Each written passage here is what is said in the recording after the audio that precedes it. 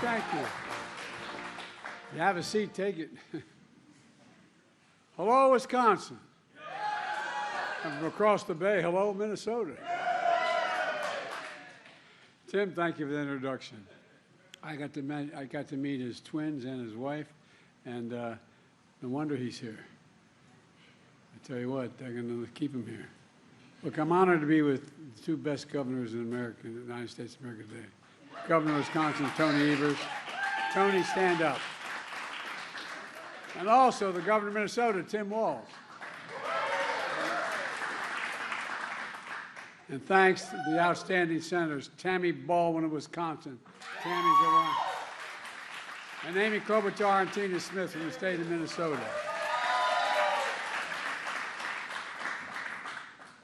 If I have all three of them on my side, I don't worry about anything. And two great mayors, Mayor Payne of Superior, Wisconsin, and Mayor Reinert of Duluth, Minnesota. Stand up, guys.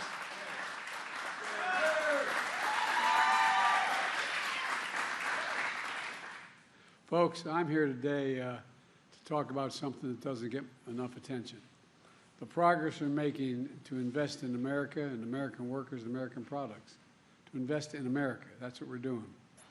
Bringing work, opportunity, and hope to the people and communities all across this country. Just last week, we saw the biggest jump in 30 years in how positive consumers are feeling about the economy. Things are finally beginning to sink in. We passed a lot of really good legislation. We knew it was going to take time for it to begin to take hold, but it's taken hold now and turning the economy around. We also just learned that America filed 16 million new business applications since I became president. That's a record. That's a record. And the reason I mention it, when someone files for new business, it's an example of hope, something they believe in. They believe that they can get something done, and a consequence. You know, and Tim's business right here is that act of hope as well, started a while ago. And just today we learned the economy of the United States grew by 3.1% last year. I don't want to bore you with all the detail, but, you know, the experts from the time I got elected were insisting that a recession was just around the corner. Every month there was going to be a recession. Well, you know, we've got really strong growth. Listen to this. Here's this morning's headlines from the Wall Street Journal and other papers. Quote, U.S. shatters expectations. Second headline, the U.S. economy boomed in 2023. Third, U.S. economy grew at a shocking pace. I love that shocking pace, Pete. But my favorite is from the Wall Street Journal. Quote, what recession? Growth ended accelerating in 2023. Folks, look. And by the way, the economic growth is stronger than we had during the Trump administration. My predecessor recently said he was actually hoping for the economy to crash, his quote, hoping for the economy to crash. Can you believe it? Well, he said he's hoping because he hopes it happens soon while I'm still president. That's what he's hoping for. Well, thanks to the American people, America now has the strongest growth, the lowest inflation rate of any major economy in the world. It's because of you. We obviously have more work to do, but we're making real progress, building an economy from the middle out and the bottom up and not the top down. I was raised in a household where we had 3 bedrooms. It was a nice home, 3-bedroom split-level home and a new development of 40 homes in suburbia with four kids and a grandpa living with us. And but that trickle-down economics didn't trickle down much on my dad's kitchen table.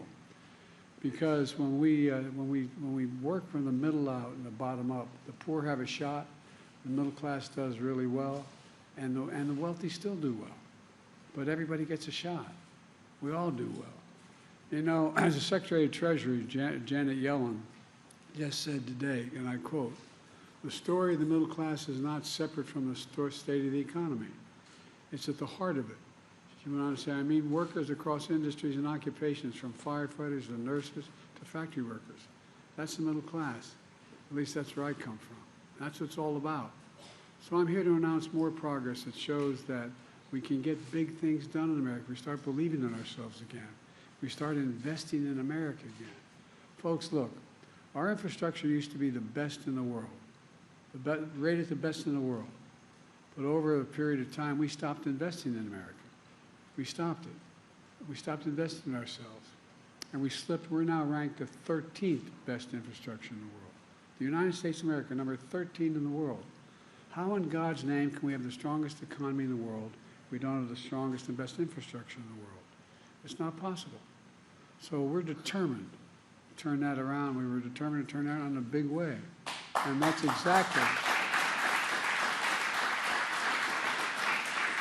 that's actually what we're doing.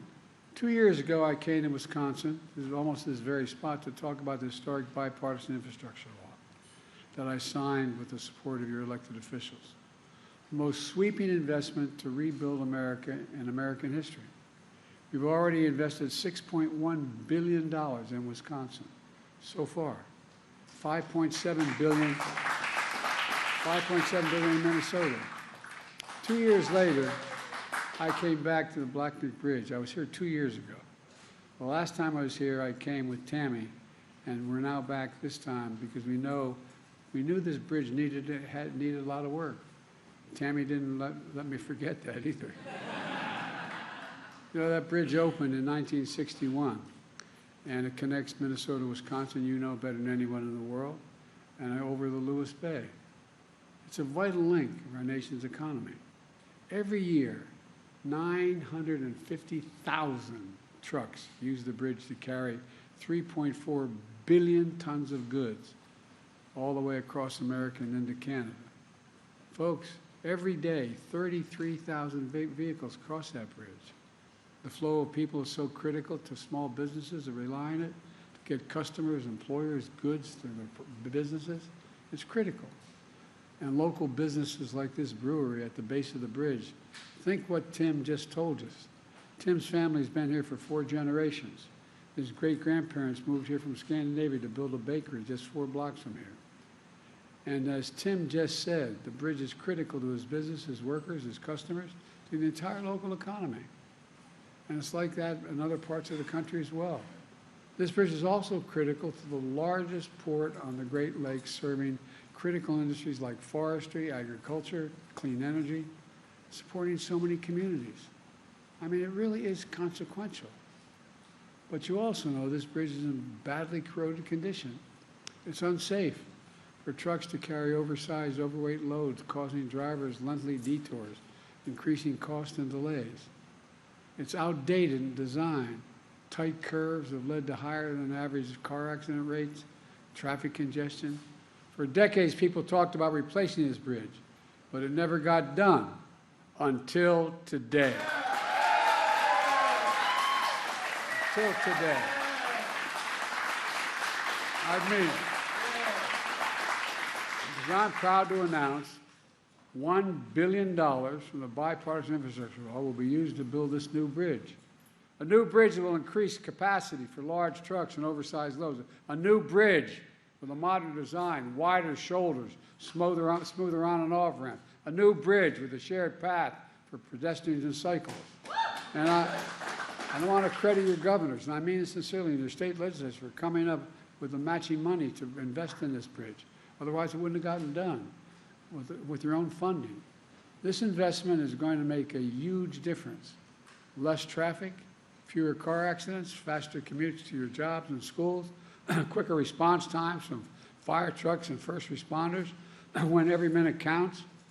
Goods are going to get shipped quicker, and commerce will flow more freely instead of having to detour for up to 10 miles. Here's what else it means. It means that 10,000 new construction jobs, union jobs, are going to be created. We're investing in America, in jobs for American workers, built with American products. And that's going to, with the help of your congressional delegation, especially Senator Tammy Baldwin, we're making sure that that iron, that steel, that construction material to build this bridge is made in America.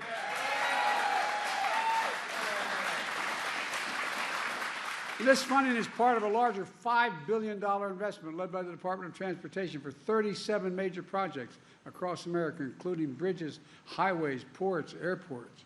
To date, 40,000 infrastructure projects have been announced all across America. And with the support of these great governors and congressional delegation, we're doing other big things. For example, we're making sure every American, including all of you here, have access to affordable high-speed internet. Yeah. I want to thank Amy for her leadership in this issue. She's been relentless. High-speed internet is essential to today's economy. It's as essential as electricity was when Franklin Roosevelt was president. Not a joke. That's why nearly a century ago, Franklin Roosevelt signed the Rural Electrification Act. I know this sounds like it doesn't matter, but it matters a great deal. He signed it to bring electricity to nearly every home and farm in America because it became essential, an essential part of the economic growth of the country, an essential way to access to modern life. And so is high-speed internet today. In Wisconsin and Minnesota, we're investing $2.5 billion, $2.5 billion in high-speed internet. And we're going to save more than 600,000 families in these two states up to $30 a month in their internet bills. The household I came from, that matters. Those $30 at the end of the month bills will add up when you're living on a fixed salary. We're also investing $1.1 billion in your state to provide clean water and replace poisonous lead pipes. Every lead pipe's going to be taken out. You turn on your faucet and drink clean water without getting sick. You know, a recent study shows that reducing lead exposure for children has the same effect on a student's test scores as reducing the size of a class they're in from 22 to 15. 1/10 the cost it is. It matters. It affects the ability of the brain to function. That's why we're going to eliminate every single lead pipe in America, and I promise you that. We got the money to do it now. And that's on top of another $1 billion to clean up the Great Lakes, which provide drinking water for 20 million people. 20 million people. And by the way, it used to make the beer brewed here. It is used to make the brew beer here in this refinery.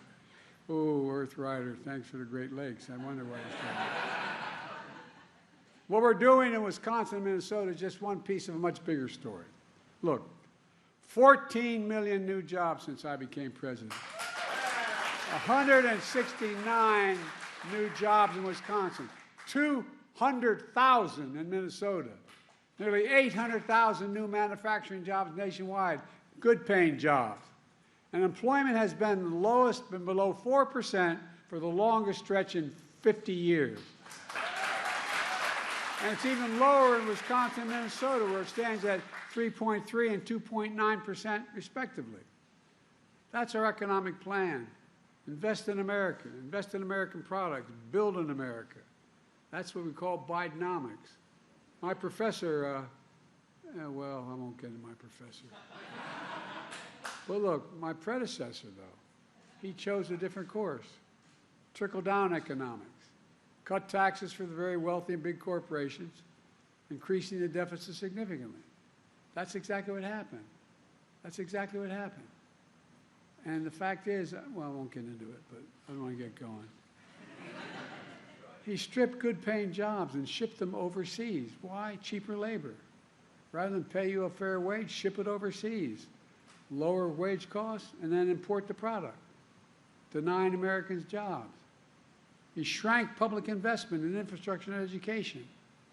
And then the process he hollowed out communities, closing factories, leaving too many Americans behind.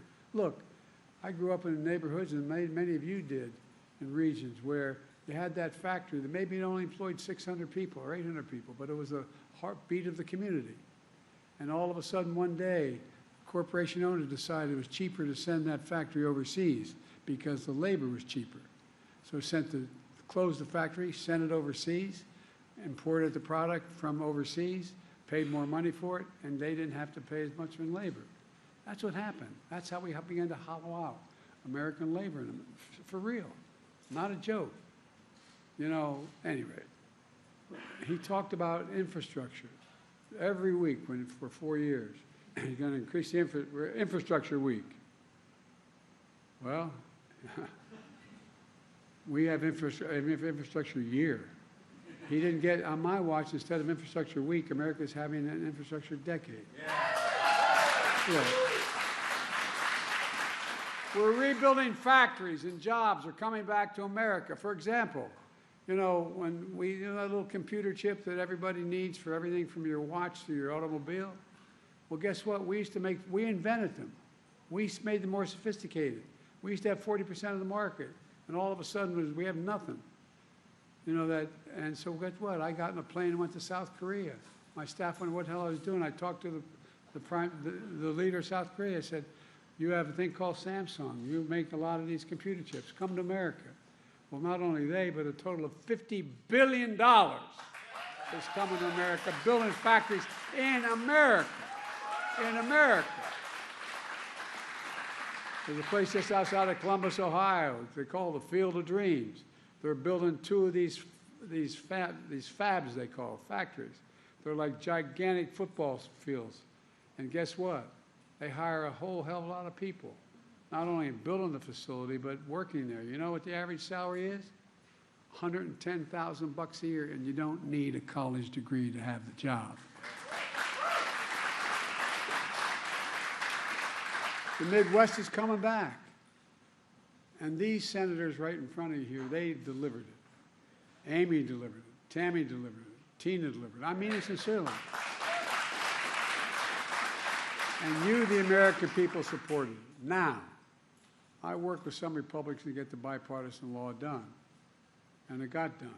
But I'm sorry to say the vast majority voted against it. But you know what? That's okay, because we're building projects everywhere, no matter whether they voted for it or not. I promise to be a president for all Americans, whether you voted for me or didn't vote for me. Folks, we have more work to do. For example, does anyone think that the tax code in America is fair? Raise your hand if you think the tax code is fair. In 2020, 55 of the Fortune 500 company corporations paid zero in taxes. Zero in taxes. You may have heard me harp on this for a while. Federal taxes on $40 billion in profit. They paid 0 cents. But not anymore. What I was able to do is provide for funding all these programs by signing getting past a tax of just 15%. You pay more than that. But just getting up to 15%. 15% tax on these 50 corporations making $40 billion. And guess what? As a consequence, we could pay for so many of these investments we're making all across America without the deficit going. And we still brought the deficit down by $7 billion. Look, we have to do more. One of the other things that I want to mention, you know, I'll say this politely. For my entire career, I have been going after the pharmaceutical corporations. Pharmaceutical corporations in America are the best in the world. They make the best product. But whatever prescription you may be taking now, if I take that prescription for you, I'm going to fly to Toronto, Canada, London, England, Brazil, anywhere in the world, I will get that prescription by the same company filled for anywhere from 1/3 to 1/2 the cost. We get charged more than any other country in the world. Not a joke. And you pay for it, not only in your prescription, but you pay for it because Medicare pays for a great deal of this. So I've been pushing to let Medicare negotiate and say what they do. Well, with the help of your Senate and Congress congressional delegation, I finally won. And guess what? Any of you, I'm not asking you to raise your hand, but you know anybody who has a problem with diabetes? Needs insulin? Well, it used to be the average cost of that insulin shot a year on a monthly basis was closer to $400. Now they cannot charge more than $35. And by the way, they're still making 350% profit. It costs $10 to make it. $10 to make it. And the guy who invented it didn't even want a patent on it because he thought it should be available to everyone.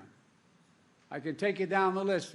And beginning in 2025, guess what else happens? Anybody, if you know, have parents or grandparents who are taking a cancer drug, They may be paying anywhere from $6,000 to $13,000 a month for that drug. They can't do it. And guess what? No senior is going to have to pay, no matter how many drugs they have to take, more than $2,000 a month, period. Period, period, period. And they're still going to make money. They're still going to make money. And folks, I was told that that's an awful thing to do, man. It's a terrible thing to do. Well, guess what? Not only is it saving the individual money, it means you as taxpayers are paying billions of dollars less per month because you don't have to spend that money on Medicaid. You don't have to spend that money on Medicaid because it's a fair price. We get look. We now have. We used to, before the recession, before the pandemic, we had about 700 billionaires in America. There are 1,000 billionaires now. You know what their average tax rate is? 8%. Raise your hand if you want to trade your tax rate now for 8%. No, I'm not joking. I'm being deadly earnest. You know, it sounds like I'm making this up. 8% what they pay. That's why I proposed a billionaire minimum tax of 25%. That's not even the top rate.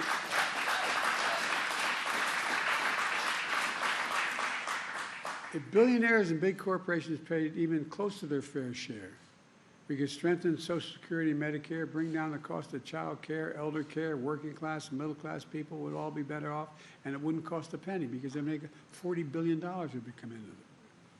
And it's not, I mean, it's just basic fairness. You know, it's the right thing to do, and we can get this done. And I'll be damned, in the last year of this administration, I'm going to get it done. Yeah. Let me close with this. I'm going on too long. I apologize. I get a little tied up here. This bridge is important, but the story we're writing is much bigger than that. When you see the shovels in the ground and cranes in the sky and people hard at work in these projects, I hope you feel a renewed sense of pride. Pride in your community. Pride in what we can do. Pride in America. Pride knowing we can get big things done still together in America. We're the only country in the world that's come out of every crisis we've gotten into stronger than we went in. Not a joke. The only country in the world. For God's sake, this is the United States of America. United States of America. And the real heroes in this whole story, the American people are starting to speak up. American workers, American people doing the work to bring communities back to the country in ways that was before and in the future. That's what America does. That's why I've been never more optimistic about the future. We just remember who in God's name we're the United States of America, and there's nothing beyond our capacity when we do it together. Let's start working together for God's sake. God bless you all. May God protect us.